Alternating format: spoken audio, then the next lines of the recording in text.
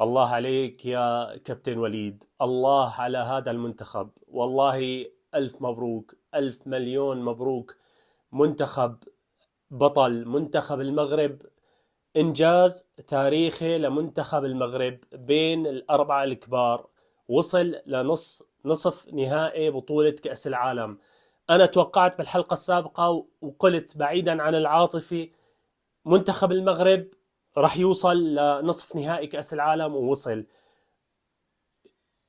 يا سلام، يا سلام على هالمنتخب.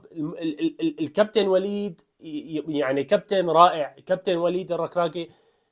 كابتن رائع، مدرب رائع، مدرب فهمان، مدرب قارئ صح.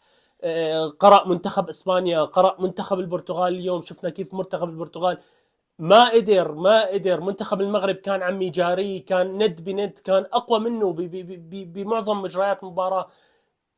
يعني منتخب كبير. شو تحكي يعني، شو تحكي على الانضباط التكتيكي، شو تحكي على اللاعبين، على الفدائيين عند اللاعبين، على العزيمة، على الإرادة، على الإصرار. هذا الصح. منتخب حاضر، منتخب. المباريات اللي خاضها ما أنا مباريات سهلة. كرواتيا، بلجيكا، اسبانيا. هلا عم تلعب قدام البرتغال بهذا الاداء. يا سلام عليك، والله انك مدرب. لازم ما تدرب الا بالانديه الاوروبيه، تدرب انديه على مستوى اوروبا. يعني مستواك عالي، مدرب ممتاز، مدرب قارئ صح. ما شاء الله على هالاداء، ما شاء الله. والله يعني افرحونا. الف مبروك، الف مبروك. منتخب ابطال، منتخب اداء، منتخب عزيمه، منتخب. يعني خلال مجريات المباراه شفنا هدف النصيري، ما شاء الله. الارتقاء، الهدف بالراس. يعني ما عاجز اني احكي صراحه. يعني المنتخب، شو بدك تحكي. المنتخب اللي ادى اللي عليه. يعني منتخب بطل. الانضباط التكتيكي اللي كان، العزيمه اللي كانت عند اللاعبين، الوحده الصف بين اللاعبين، ما في مشاكل.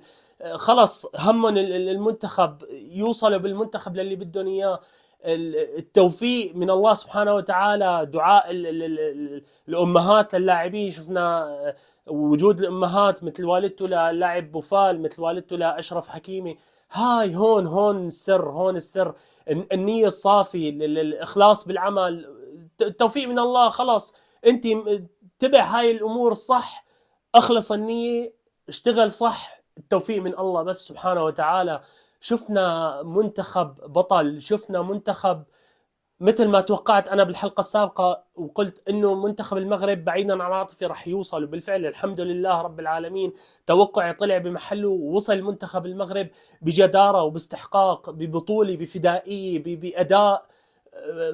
يعني منتخب المغرب كمان روح فرص. إذا بنشوف في الشوط الثاني راحت كم فرصة لمنتخب المغرب، كان ممكن ينهي المباراة بأكثر من هدف. لكن الحمد لله رب العالمين، الحمد لله. ألف مبروك منتخب المغرب. منتخب بالفعل، منتخب أبطال، منتخب أبطال، منتخب أبطال. وهذا الصح، واللي شفناه هو الصح. المنتخب عم يشتغل صح من بداية البطولة، صح من بداية البطولة فايت صح. كل مباراة لعبة بتكتيك معين، كل مباراة عرفان الكابتن وليد شو بده من المباراة. لعبة الكرواتيا كانت على تكتيك معين، بلجيكا تكتيك معين، اسبانيا تكتيك معين، اليوم مباراة البرتغال تكتيك معين. ما شاء الله تبارك الله. بالتوفيق ان شاء الله، بالتوفيق ان شاء الله، بالتوفيق ان شاء الله. والله بيضتوها، والله انكم رجال، والله انكم 100 قبعة و1000 قبعة و2000 قبعة ترفع الى الكادر من المدرب وليد، ومن الكادر من مدير المنتخب، الى اخر لاعب في هذا المنتخب البطل. بغض النظر عن المباراة، باقي لنا مباراة نصف نهائي، مباراة نهائي. اللي وصل لهون واللي قطع كل هذا المشوار ما راح يصعب عليه يوصل باقي مباراة نصف نهائي، وبنطلع على النهائي. وما بعيد منتخب المغرب يجيب كأس العالم بإذن الله، بإذن الله، بإذن الله بجيب كأس العالم.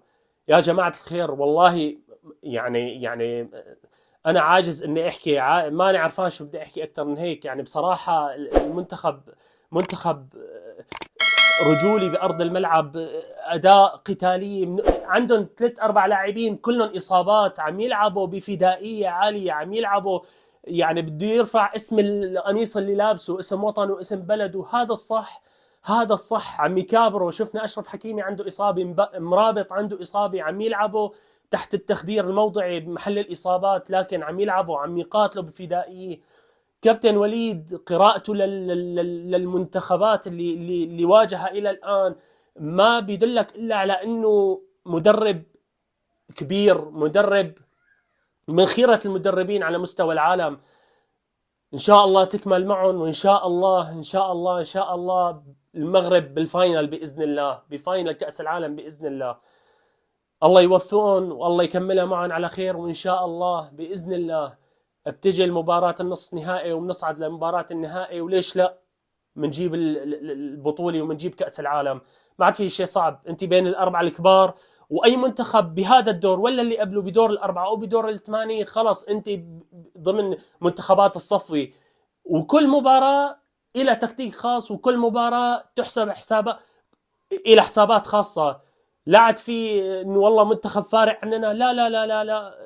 طالعنا الاسبان، طالعنا البرتغال، مجموعتنا كرواتيا وبلجيكا، كله ما منتخب المغرب لم يتلقى الا هدف يا جماعه الخير. يعني ما شاء الله تبارك الله، من تنظيم، من الحارس، من ياسين لخط الظهر، لخط الوسط، خط الدفاع لخط الوسط، لخط الهجوم، كله موجود، كله حاضر، كله مركز. وهون بتجي بنشوف دور المدرب وليد، كيف مجهز اللاعبين، كيف محضرهم نفسيا ذهنيا جسديا، كله يعني ما شاء الله ما شاء الله ما شاء الله. يا رب بإذن الله بتكمل معهم. باقي مباريتين، مباراة نصف النهائي وبنصعد على النهائي بإذن الله. يعني باقي مباراة هي بالنصف النهائي وبعدها على الفاينل بإذن الله. وليش لا؟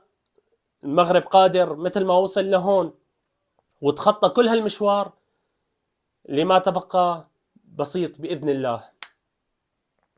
شكرا لكم والسلام عليكم.